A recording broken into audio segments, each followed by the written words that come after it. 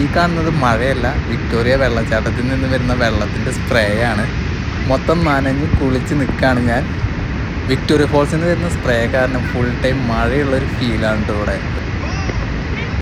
ഞാനിട്ടുള്ളത് ലോകത്തിലെ ഏത് natural വണ്ടേഴ്സിലൊന്നായിട്ടുള്ള Victoria ഫോൾസിലാണ്. എൻ്റെ ബാക്കിൽ ഫോൾസാണ്. വിക്ടോറിയ ഫോൾസാണ്. സ്പ്രേ കാരണം കാണാതെ പറ്റാണ്. ഇത്ര ഫോൾസിലാണ് വെള്ളം വരുന്നത് ഇവിടെ. ഭയങ്കര ഫോൾസാണ്.